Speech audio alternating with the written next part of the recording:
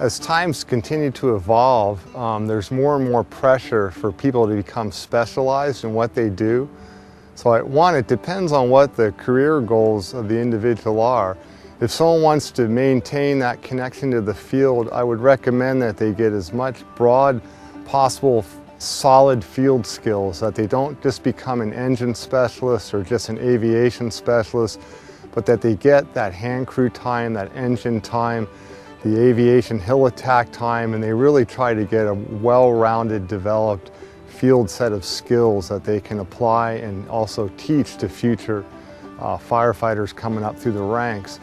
As times change, there's more and more of a demand that fire managers be able to understand resource management issues, that they understand issues with rare plants, threatened and endangered species, exotic invasive species. The final thing is, to move into management, you have to be able to write. I would really focus on developing one's writing skills as well, because a lot of the communication takes place orally, and that's a lot of nuanced communication that goes with that, but at the end of the day, somebody might want to report. And so if you can't write a report, then you're going to find yourself stuck in the same level for a good time to come.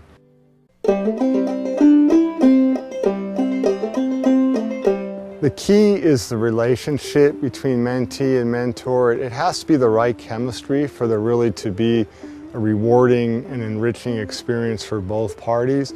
And it doesn't always work. And that's okay. If it doesn't work, then seek someone else out. Most of the effective mentors I've had in my career have been past supervisors.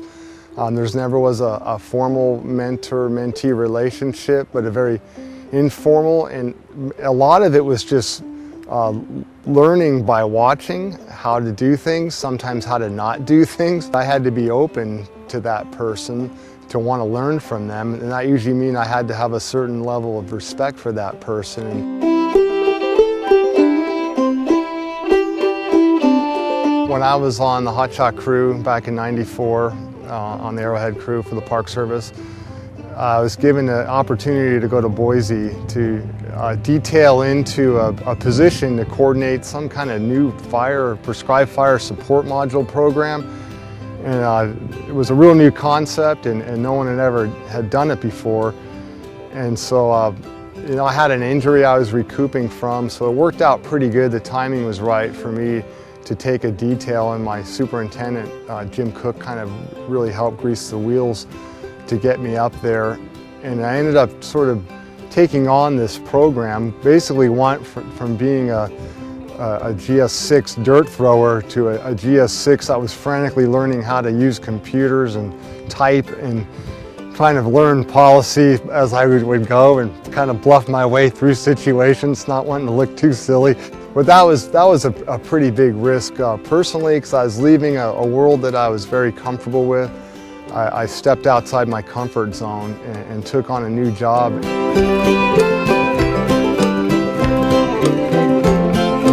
When I was working at the Fire Center in Boise, I ended up taking a year detail down to Point Reyes National Seashore as a prescribed fire specialist, with a great career opportunity. And so I set things up behind me to return to my job in a year, and lo and behold, about 6 months into that detail, my position behind me in Boise was eliminated for various reasons. And so that was kind of left me in limbo, and it was a pretty big setback mentally, because I was planning on going back. I had a home there.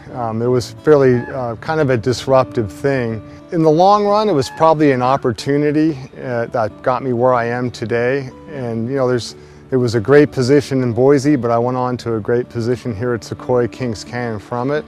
And probably the thing I've learned through the years from that was at some point you just got to let go, because life's not fair, or sometimes things don't go the way you want them to go. And it's pretty easy to get bitter about these things. And a lot of times you see old curmudgeon-y firefighters that are real bitter at the end of their career and real negative, and I don't want to be one of those. And And so it was real important to eventually let go of that experience and whatever negativity it was. And as the years went by, I look back now and say, hey, that's how it turned out, and it actually turned out pretty well in the big picture.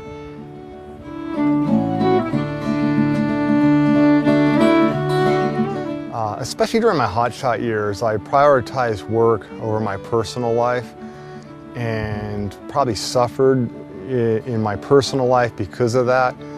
You know, I missed weddings, I missed birthdays, anniversaries, things that happen once that don't repeat. I don't regret being a hotshot. That was probably some of the best years of my career. But I do regret the fact that I let my work-life balance get so skewed that my personal life ultimately suffered from it.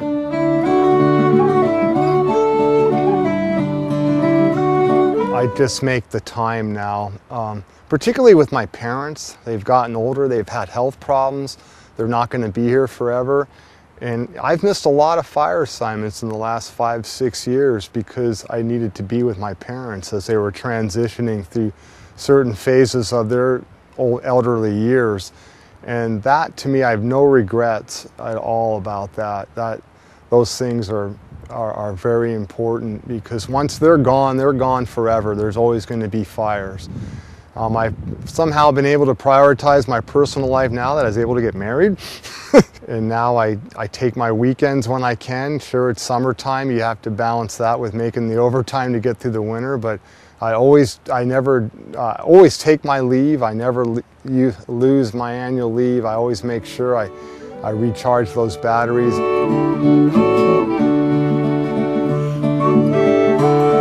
I got with the Park Service in 1987, and something about the Park Service mission just kind of resonated with me.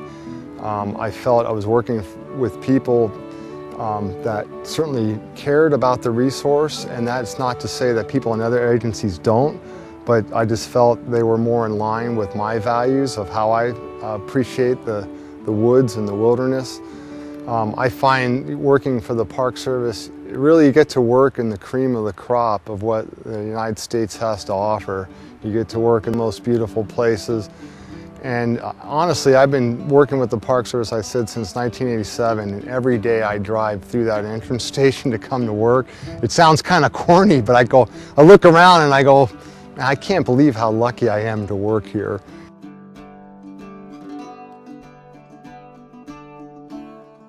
I am real passionate about what I do. I really believe in what I do. I feel really lucky that I like coming to work. If I have to stay an hour later because I'm engrossed in something, it doesn't bother me. I work at Sequoia National Park, and part of our mission here is to burn to create future giant sequoias. And I look back at the years I drive through the park and see all the burns I've done and all the sequoias coming up. And I go, wow, this has been pretty cool, pretty successful. I feel it's been a very successful career.